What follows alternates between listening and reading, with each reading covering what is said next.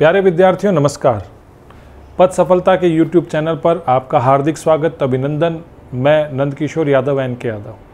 हिंदी साहित्य इतिहास में हमने बात की हिंदी साहित्य इतिहास लेखन परंपरा की। उसके बाद दूसरे वीडियो में हमने बात की काल विभाजन और नामकरण की। अब हिंदी साहित्य के तीसरे वीडियो में हम बात करेंगे आदिकाल के बारे में। आप कम समय में तैयारी करें या लंबे समय में तैयारी करें, पढ़ने से पहले कुछ एक बात अपने आप से पूछें यदि आप अध्ययन स्टार्ट कर चुके हैं तो। जैसे आदिकाल पे सवाल क्या बनते हैं। आपकी पढ़ाई से पहले आपको ये पता होना चाहिए कि आदिकाल का पहला सवाल आदिकाल के नामकरण का है। दूसरा सवाल आदिकाल के पहले कवि का है, पहली रचना का है।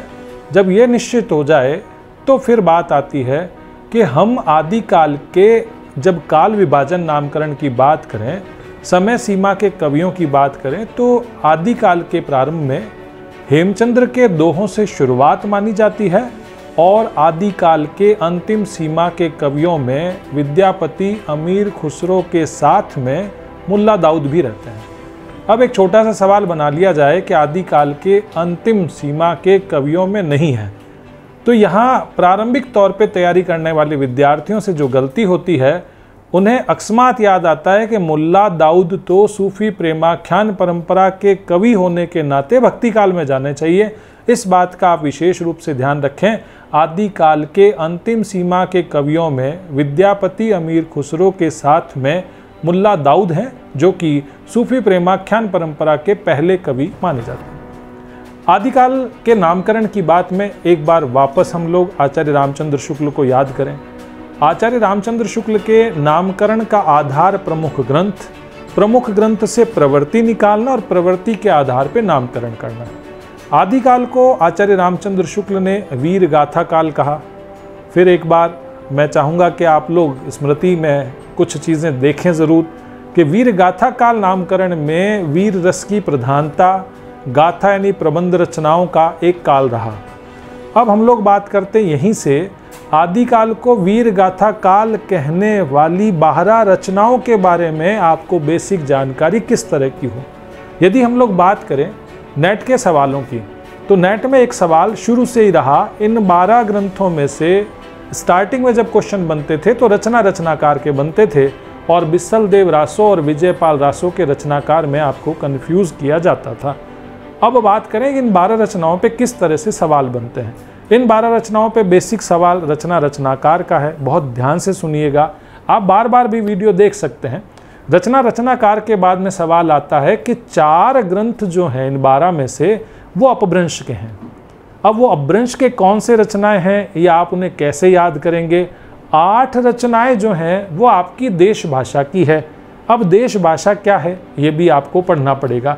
प्रथम जो 4 ग्रंथ हैं जो अपभ्रंश के हैं, जिसमें कौन सी रचना है, ये कई बार सवाल पूछा जाता है। निम्नलिखित में से ऐसा कौन सा विकल्प है जिनमें 4 रचनाएं अपभ्रंश की हैं। कीर्ति लता, कीर्ति पताका, बिसल देव रासो, हमीर रासो, इस तरह की रचनाओं के विकल्प आपको दिए जाते हैं। तो उस समय आप बहुत अच्छे से इन 12 रचनाओं में से कौन सी 4 रचनाएं जो अपभ्रंश की हैं, शेष 8 रचनाएं जो हैं वो देश भाषा की हैं। देश भाषा क्या, जिसे अवट कहा गया, देश भाषा क्या, जो अपभ्रंश और आधुनिक भारतीय आर्य भाषा के मेल की भाषा रही।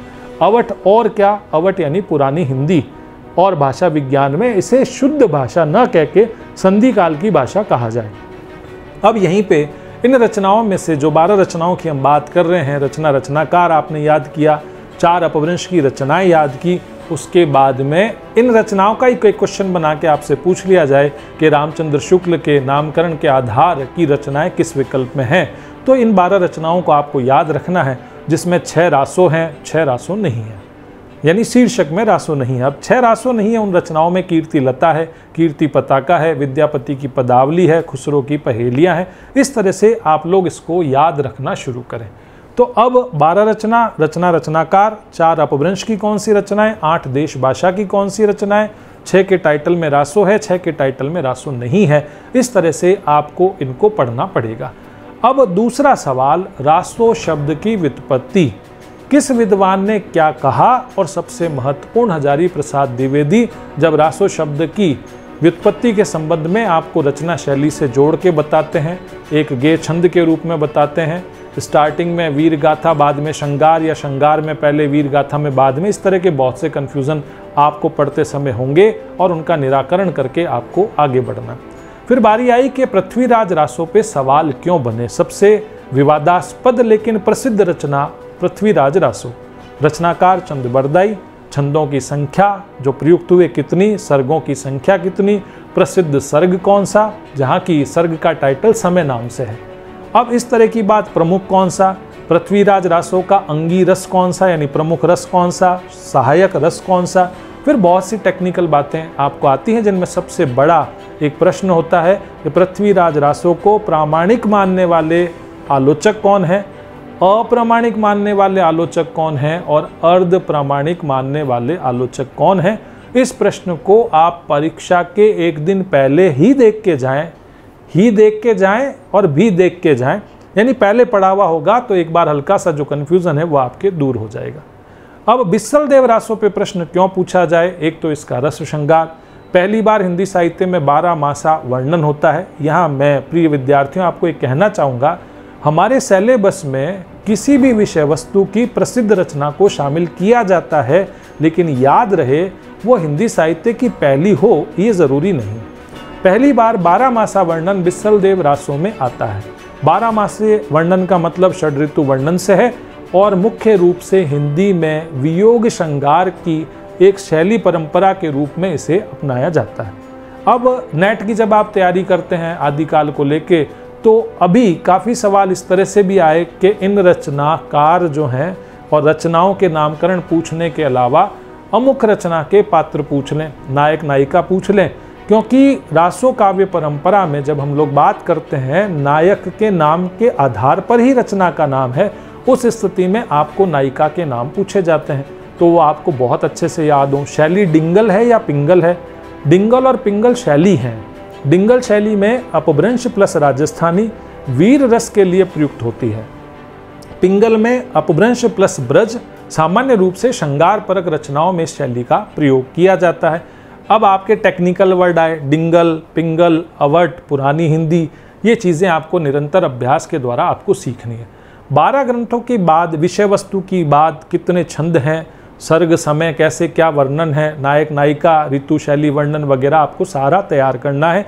प्रश्न पत्र निर्माता पृथ्वीराज रासों पे न पूछे तो बिस्सल देव रासों पे पूछेगा, तो प्रसिद्धि के आधार पर इन रचनाओं का आप अध्ययन गहन रूप से करें। याद रहे, पहले 12th लेवल पे अध्ययन करें, फिर ग्रेजुएशन लेवल पे ऐसा नहीं कि आप बहुत बड़े ग्रंथों को पहले पढ़ना शुरू कर दें और आत्मविश्वास आपका कमज़ोर हो और आप अध्ययन को सुचारू रूप से न चला पाएँ। फिर आगे जैसे ही हम पढ़े इन 12 रचनाओं के बाद में, तो बारी आती है आदिकाल के साहित्य के वंश वृक्ष की, जिसमें पहला हिस्सा होता है धार्मिक साहित्य, सिद्ध, नाथ, जैन। सिद्धों की संख्या, सिद्धों में सरपा, सिद्धों में संधा भाषा, इन सारे प्रश्नों के जवाब आपको आने चाहिए। और वही सहज ज्ञान क्या है, सरपा का क्या साहित्यिक महत्व है, ये आपके 12th लेवल की रुचि जागृत करने की बात है। नाथों की बात आई, नाथों की संख्या, हठयोग क्या है। नाथ में हम लोग जब गुरु शिष्य परंपरा का पहला सवाल यहाँ पे देखते हैं, जो नेट तक के एग्जाम में आपसे पूछा जाता है, जलंधर नाथ, गोरखनाथ वगैरह का आप समय जमाना आपको आना चाहिए। जैन साहित्य की एक प्रामाणिक बात यह है कि जैन साहित्य आदिकाल के धार्मिक साहित्य में सबसे प्रामाणिक रूप से मिलने वाला एक साहित्य है। तो यहाँ पे हम लोग एक समग्र अध्ययन करते हैं, तो रासो शब्द से जिन रचनाओं की बात होती है उसमें जैन साहित्य के धार्मिक रास भी हैं, आदिकाल के रासों में वीर और श्रृंगार परक रचनाएं भी हैं, तो उनका समग्रता से आप अध्ययन करें। फिर 2 बड़े रचनाकारों की बात करें, जिसमें विद्यापति, आरपीएससी और जब यूजीसी और सीबीएसई प्रश्न पत्र का निर्माण करती हैं, आप बेसिक जानकारी में कीर्ति लता, कीर्ति पताका, विद्यापति की पदावली, इन रचनाओं के अलावा भी उन्होंने अन्य जो भी रचनाएं की हैं उनका सामान्य परिचय भी आपको याद हो। याद रहे विद्यार्थियों, प्रसिद्ध रचनाकार का समग्र अध्ययन आपसे अपेक्षित रहता है। विद्यापति बहुत औपचारिक रूप से न पढ़ जाएं। अब जब बात आती है कि स्टार्टिंग में हम लोग पढ़ते हैं तो ठीक है, कीर्ति लता, कीर्ति पताका और पदावली का सामान्य परिचय, लेकिन अन्य रचनाओं की उपेक्षा भी न करें। अमीर खुसरो खड़ी बोली के पहले कवि, उनकी प्रसिद्धि का आधार उनकी फारसी रचनाएं। खालिक बारी एक शब्दकोश है अरबी फारसी के शब्दों का। अमीर खुसरो पे बहुत अच्छे सवालों की यदि हम लोग बात करें तो वो होते हैं उनकी रचना शैली के। दो सकूने क्या, पहेलियाँ क्या, मुकरियाँ क्या, ढकोसला क्या, और आपको उदाहरण दिए जाते हैं और आपको शैली पहचाननी होती है। अब ये सवाल केवल एक तथ्यपरक जिज्ञासा के लिए होते हैं कि सितार का आविष्कार किसने किया, तबले का आविष्कार किसने किया, तो ये सवाल इतने कोई ज़्यादा महत्वपूर्ण नहीं रहते, एक रुचि इंटरेस्ट जागृत करने के लिए भले ही रहे। फिर हम लोग बात करते हैं कि हमने 12 रचनाकार पढ़ लिए, सिद्ध साहित्य की बेसिक जानकारी ले ली, जैन साहित्य पढ़ लिया, उसके बाद नाथों के साहित्य की बात कर ली, विद्यापति की रचनाओं की बात की, अमीर खुसरो की रचनाओं की बात की। अब हम लोग नेट लेवल की जब तैयारी करते हैं तो प्रमुख प्रसिद्ध पंक्तियां और उनके रचनाकार की बात बहुत ध्यान से बार बार अभ्यास से आप पढ़ेंगे, तब आपकी मास्टरी होगी। उसके बाद बारी आती है उद्धरण, आलोचकों के उद्धरण रचनाकार को लेकर उन पे आप मेहनत करें। केवल ऐसा ही ना सोचें कि हम केवल आचार्य रामचंद्र शुक्ल, हजारी प्रसाद द्विवेदी को पढ़ के चले जाएं, पर्याप्त हैं। ऐसे बहुत से विद्यार्थी, जब बात आती है कि कक्ष में मजाक जो होती है वो आपके ऑनलाइन वीडियो में नहीं हो रही, तो एक बात आती है कि 4 सवाल पूछें और चारों में आचार्य रामचंद्र शुक्ल विकल्प में हो तो हम चारों रामचंद्र शुक्ल के नाम पर समर्पण करके आ जाएं तो शायद नुकसान नहीं होगा। ऐसी सोच के साथ कभी भी तैयारी न करें। जब हम लोग बात करें कि आदिकाल के अंतिम पड़ाव में जब हम प्रवृत्तियों की बात करें, सामान्य रूप से किसी भी विद्यार्थी से आप पूछिए, एकदम से तुरंत जवाब आता है कि आदिकाल में युद्धों का वर्णन हुआ। इसका बहुत सैद्धांतिक सवाल अच्छे से बनता है। आदिकाल जैसा वीर रस का वर्णन हिंदी साहित्य में न तो पहले हुआ है न बाद में हुआ है, और उसका कारण है आदिकाल का वीर रस का रचनाकार स्वयं एक योद्धा था और वह युद्ध भूमि में जाता था तो उसकी अनुभूति और अभिव्यक्ति में वह प्रत्यक्ष दृष्टा था। इस कारण से आदिकाल के वीर रस का सजीव वर्णन हुआ। प्रवृत्ति में नंबर 1 पर संधिकाल और आदिकाल की जब बात करें, आदिकाल संधिकाल का साहित्य है। भाषा की दृष्टि से न तो उसे शुद्ध अपभ्रंश का कहा जा सकता है, न शुद्ध रूप से आधुनिक भारतीय आर्य भाषा का। प्रबंध काव्यों की रचना प्रचुर मात्रा में हुई, जिसमें कथानक रूढ़ी और काव्य रूढ़ियों का जमकर प्रयोग किया गया। यहाँ पे एक बात नोट कराना चाहूँगा प्यारे विद्यार्थियों, कथानक रूढ़ी का सामान्य रूप से अर्थ ये है, एक बहुत पुरानी परंपरा है कि रचनाकार सीधा पाठक या श्रोताओं से नहीं जुड़ता, कथा किन्हीं न किन्हीं पात्रों के माध्यम से सुनाई जाती है, चाहे शिव पार्वती हो, चाहे किसी पक्षी के द्वारा दूसरे पक्षी को सुनाई जाए। ये कथानक रूढ़ी हैं, जैसे सुख सुखी संवाद, ये भी एक कथानक रूढ़ी का उदाहरण होता है। काव्य रूढ़ियाँ ऐसी बातें हैं जो हमने न देखी हैं, केवल साहित्य में सुनी है, परंपरा के तहत हमें आगे से आगे, जैसे चातक और बादल की कथा है, ये सारी की सारी ऐसा कहने की जो रूढ़ियाँ या ऐसी बातें, ये हमको काव्य रूढ़ी के रूप में मिलती हैं। जब बात आई धार्मिक बाह्य आडंबरों का जमकर विरोध हुआ, सिद्धनाथ जैनों ने किया।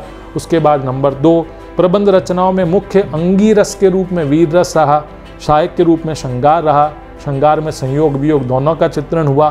फिर हम लोग आगे बढ़े, मुक्तक रचनाएं जो उपदेशात्मक थी, मुख्य रूप से धार्मिक साहित्य से संबंधित थी, उसमें अपभ्रंश का दोहा छंद आदिकाल में आके दोहा छंद के रूप में हिंदी में प्रयुक्त हुआ।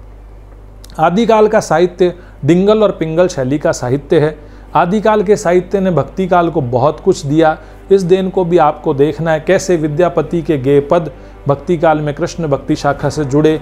कबीर आदि निर्गुण ज्ञान मार्गियों पर सिद्धनाथ साहित्य का प्रभाव पड़ा। इस तरह से बहुत तसल्ली से, आत्मविश्वास से एक एक कॉन्सेप्ट क्लियर करते हुए आप हिंदी साहित्य को पढ़ें। बड़ी रचनाएं बाद में पढ़ें, ऐतिहासिक ग्रंथ बाद में पढ़ें। 12th लेवल से तैयारी शुरू करें। आदिकाल का नामकरण, पहली रचना, पहले रचनाकार, 12 रचनाएं रामचंद्र शुक्ल की, कौन सी प्रामाणिक हैं, कौन सी प्रामाणिक नहीं है, कौन सी आपको अपभ्रंश की रचना के रूप में देखनी है, कौन सी 8 देश भाषा के रूप में देखनी है। इन सारी बातों को ध्यान में रखकर फिर प्रमुख रचनाओं में आप पृथ्वीराज रासो, प्रामाणिक अप्रामाणिक रासो शब्द की व्युत्पत्ति, बिस्सल देव रासो की विषय वस्तु, इन रचना ग्रंथों की नायिका के नाम, ये सारी आप तैयारी करें। फिर विद्यापति अमीर खुसरो की सारी रचनाओं का परिचयात्मक अध्ययन आपको करना अपेक्षित रहेगा। उसके बाद प्रवृत्तियों के सवाल और नेट की तैयारी करते हैं तो प्रमुख रचनाकार को सुमेलित करना, उसके साथ में पंक्तियाँ और प्रमुख कवि और आप आलोचनात्मक उद्धरणों को बहुत अच्छे से तैयार करें। इन्हीं शुभकामनाओं के साथ आप सफलता की बुलंदियों को जल्दी ही स्पर्श करें। मैं नंदकिशोर यादव, NK यादव, पथ सफलता से।